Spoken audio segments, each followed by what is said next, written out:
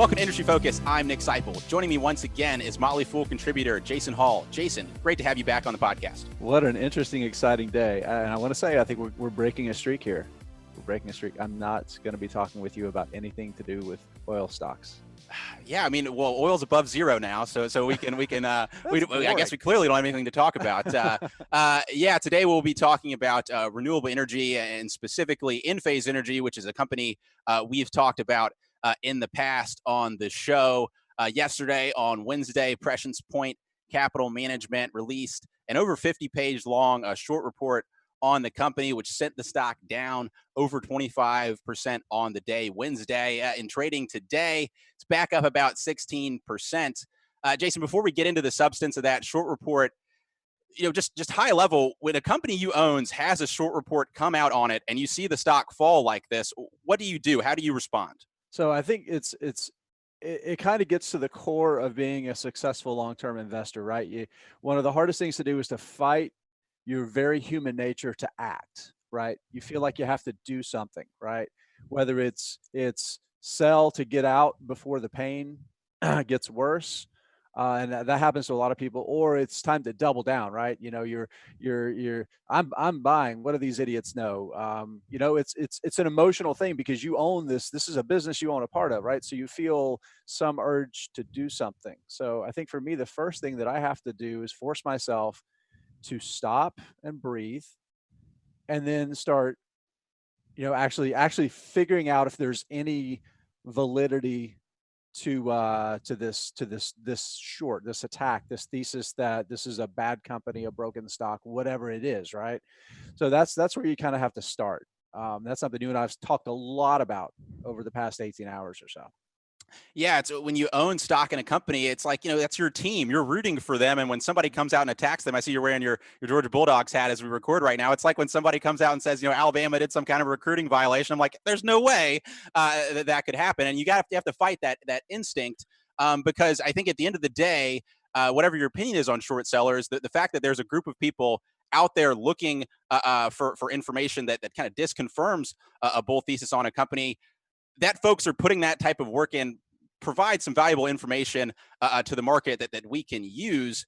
What's your opinion on short sellers and the role they play in the market, Jason? So I have an opinion that's evolved that's evolved over the years. As I've become a more experienced investor, I've come to believe that short selling is a viable and reasonable and completely ethical part of the market. I absolutely do. That doesn't mean that every short seller is ethical, just as every buyer is not necessarily ethical, right? There are plenty of people that are pumping bad businesses to get a short-term pump gain so they can then sell that business. So there's bad actors on both sides of the ledger on buying and selling. But in general, I think short selling is an important and viable part of the stock market. Yeah, I think you're absolutely right. You have to assess a short thesis just like you would assess a long thesis and determine whether that information that's getting introduced is something that's valid that you should act on or something that you can comfortably ignore. I kind of came up with a kind of a 4-step process that I would follow whenever a short thesis would come out on my company. The first step is read it. Right. You can't disconfirm someone's thesis without knowing what their thesis is, reading it and understanding it. And so that's the step 2 is try to understand what their argument is. I think it's important to note if you're having trouble deciphering their argument, that there's 2 possibilities of what could be going on there. Either their argument makes no sense and it's nonsense, or you just don't understand something that's going on with the company. And so that's why it's important up front before you buy the stock in the first place to really do your research so you have a framework to analyze this type of new information that comes in. But once you understand the short thesis and the claims that they're making, and have done your analysis and determined the validity of it, then you need to incorporate that new information into your thesis. If you think it's valid but it doesn't change your long-term thesis for holding the stock, then maybe you continue to hold. If you think, oh, this is all of a sudden this company is a fraud and maybe I should change my exposure, after you've kind of incorporated all that information, you need to choose on what action to take. I think in most cases, and I think Jason kind of alluded to this, the best course of action is probably to do nothing. But without considering the information in the first place and really trying to assess it for yourself, you really can't determine whether it's something to act on or not. So it's really Right. important to understand and analyze the thesis for yourself before you dismiss it. Yeah, and I think it's just in a way it's kind of it's a little more of a distilled version of the way that you need to treat every stock that you own, right? And anytime there's new information, you have to work that information into your thesis and act accordingly, right? So, when the information changes, um, you're sometimes that means your thesis changes. That's I mean that doesn't it doesn't have to be a short, right? It could just be, you know, the fundamental opportunities change or the business is not executing, right? There's plenty of reasons that your thesis can change, and it's data, not dogma, right? It's so easy to fall in love with your investments and anchor on that investment as a great investment and refuse to even consider new information, and that's a great way to fail as an investor. So yeah, so absolutely. Sure. So, in that light, when it comes to considering new information and evaluating the validity or not of a short report, let's get into this short report on Enphase Energy from Prescience Point Capital Management. Jason, just high level, what are the main points of this thesis, this argument that they're making about Enphase? So at its core, Prescience Point is saying that they're saying that they've actually done investigations, private investigations on the ground in India, where a large portion of the company has finance. Some of its finance operations are set up.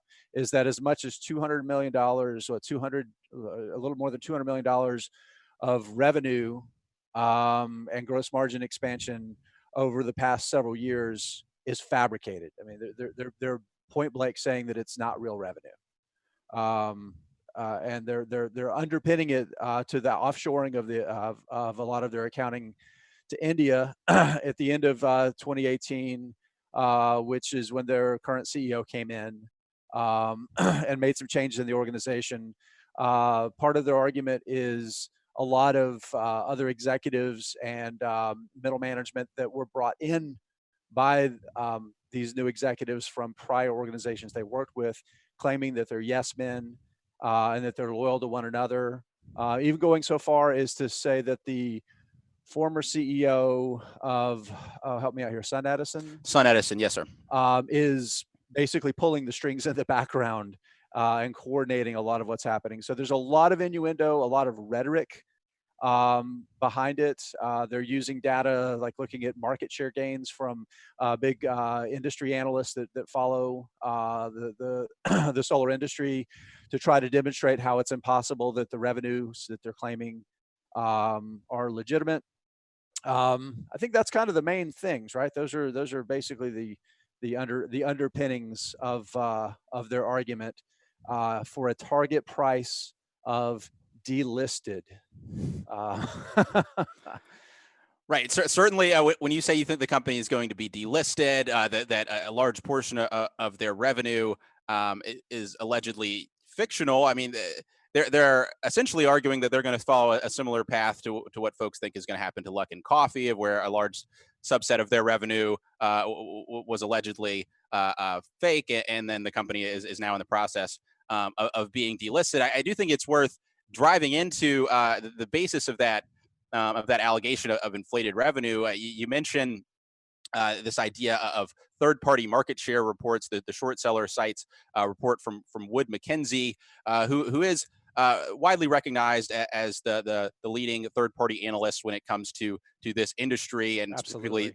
specifically Enphase's industry is the solar microinverters. Main competitor is Solar Edge, and so if you look at market share numbers reported by Wood Mackenzie over the past several years, particularly the past couple years, Solar Edge has been gaining market share while Enphase's market share has remained relatively flat. So over the last year, Enphase roughly doubled its U.S. sales every quarter, but its market share, if you look at the market share data, remained roughly flat. And so if Enphase isn't gaining market share and its revenue is doubling, then maybe you think the overall solar market is growing. However, if you go back to that Wood Mackenzie data over that same time period, It's a pretty big the caveat. solar market only grew 12% over the period. And so if you and so it, by the analysis that the short seller is saying that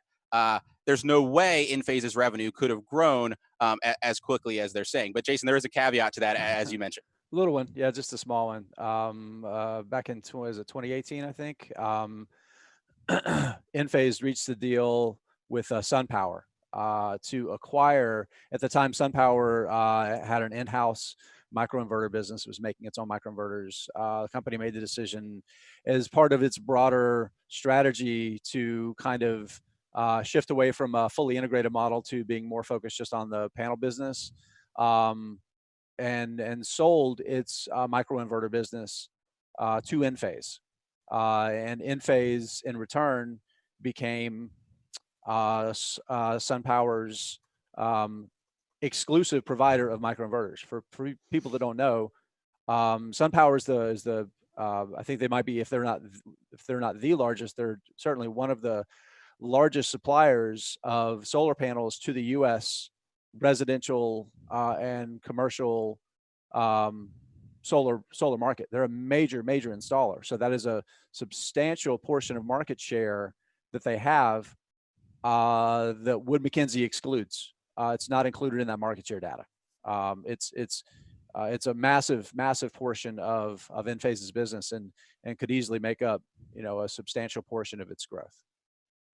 And so this isn't something the short seller addressed in the short report. No, because it was completely absent. As a matter of fact, it's something that I noticed going through the company's the short seller firm's Twitter.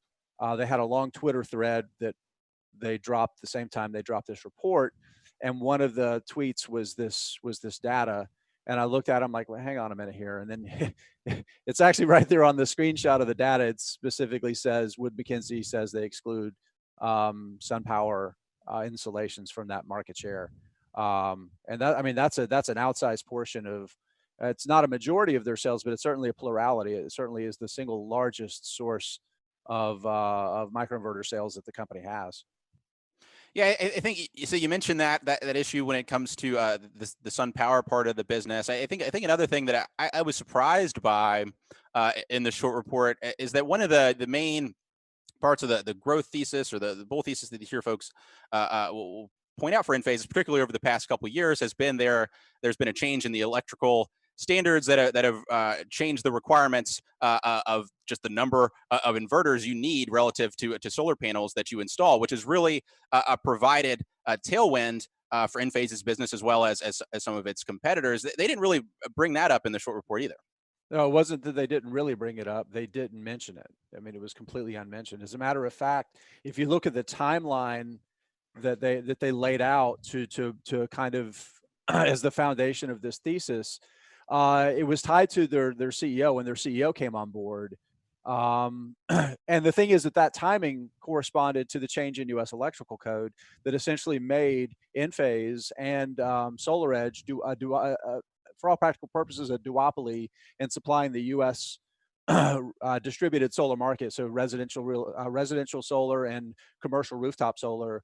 I mean, they're the two companies that provide, I don't know, maybe 90% of the the panel level electronics. And between the two, SolarEdge is the larger, has been the larger for 5 years in terms of total revenues, and it has more market share. But this. So they completely ignored the single greatest factor behind their revenue growth over the past several years, and painted a picture of it being directly tied to the CEO coming in. And that's a huge gaping hole in something that is the foundation of their thesis. Right, I tend to agree with that, and that doesn't invalidate these other claims. And I think when I look at some of the claims they make around market share and the Wood Mackenzie data, and when you compare Enphase's revenue to what SolarEdge has been able to achieve over the past year, I do think there are some inconsistencies that do look a little funny to me, and I think definitely merit further investigation. But I will say, when I look at how this short report was drafted, it wasn't drafted in a way that was as convincing to me as it could have been. I think for a couple reasons. One, you mentioned, there are some of these. I think worthy bullish counter arguments that just aren't addressed, that I think could have been. And then I think as well, if you look at the short report, I think it's only about 40 pages in that the report really gets into the substance of some of these accounting allegations. And a lot of the front part of the report is front loaded with a lot of these questions around management and It's around the rhetoric and offshoring innuendo. of their accounting staff, and a lot of this character evidence. And so it's like a good 20 pages of character evidence before we get into the substance of the argument. Which for me, as a reader, when you don't lead with your best argument and you don't address counter arguments, it's not as convincing as it could be otherwise. And that's not to say that these allegations aren't valid and don't deserve further investigation, but that is something that raised my eyebrow a little bit as to how much I should trust this report or not. Yeah, I tend to agree. Again, to your point, and I'll repeat it, it doesn't invalidate it, but it certainly calls into question how much energy and effort they really put into really researching the industry, researching the company, researching its results, when they don't even mention the single two biggest catalysts to Enphase's results, real or otherwise, over the past 2 years, and that's the change in U.S. electrical code, and they're landing, one of the largest, solar panel manufacturers in North America as their largest customer. Right? When you don't even bring those two things up, it really calls into question all of the other things, because there's such a lack of clear evidence to really support the short thesis that they present. Again, it doesn't say that they're wrong or that there's nothing there. It's just a lot harder to have any credibility when there's a lack of even being ready to talk about those other things. Right. I think so. So what it comes up a way to me as is a lot of allegations of things that look funny, but it's hard for me to pull a through line that ties it all together. That fundamentally makes sense in the context of the rest that's going on with the business. And like I said, that doesn't mean that there's not a valid argument there. And I would really, if the folks from Prescience Point are here listening, and I'd love to engage with you all and get some more feedback on your thoughts there. So all that to say, I would say for listeners, definitely read the report. This is a 50-page report that we cannot cover in its entirety on this podcast, but we tried to cover the main points. Moving on, Jason, I know you're a shareholder in Enphase. How are you responding to this report as someone who owns the stock? Obviously, we have trading rules, so you're not going to be able to transact in it in the near term. But as you're allowed to, how will you respond to this report as a shareholder?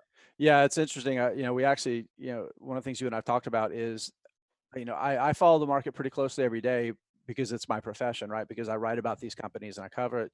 But I'm on the West Coast, so my day tends to start after the market has opened. And I actually discovered this when I was logging onto my brokerage account, because I've actually been considering, lightening my Enphase position a little bit, because the valuation has gotten so incredibly stretched, right? So you look at this stock's up, I don't know, 800% or something like that over the past couple of years. I've done incredibly well by it. But there are some things that have kind of got me wanting to create a little more cash in my portfolio, some other ideas that I'm really interested in. And this one just happened to be, on my list of ones that I was thinking about, just lightening just a very small amount. When I saw the stock was down, 25% at one point, and I did some quick reading and found this report, I immediately decided to do nothing for the time being. I needed to back up. I needed to read the report. I needed to study it. I needed to give the company some time to respond, if it indeed even chooses to respond, and then just kind of reevaluate the whole thesis. So I'll say this, right? So anyone who has invested, any substantial portion of their money in Enphase and done incredibly well over the past couple of years, it's just about hard to have not done well. I mean, I could understand somebody lightening a little. Like I said, I was considering doing it myself. But with that said, yeah, it's incredibly richly valued by just about every valuation metric you could find. Um, but even though I've considered doing it myself, my experience in the past is it's almost always been a mistake for me to sell a stock simply based on valuation if it's a stock that I intend to hold for the long term, right? So I think the key thing to remember with Enphase and like the thesis that underpins it for me as a long-term investor is not the fact that right now it's a duopoly with with SolarEdge in the US and that it has this great position to make a ton of money and be very, very profitable in this market while it has minimal competition. That's going to change. That's not a permanent competitive differentiator, right? It's not a permanent competitive advantage. But what it's allowing the company to do is accelerate its investments in like energy storage. So it's able to kind of start diversifying its business and create some optionality into another major growth market that's going to drive renewables, over the next decade. But again, looking beyond North America, companies expanding into Europe, it's expanding into Africa. There are tons of places in the world where these panel level electronics are going to be really, really important. So it really, my even after reading this report, I'm leaning towards, my long-term thesis being, you know, really unchanged.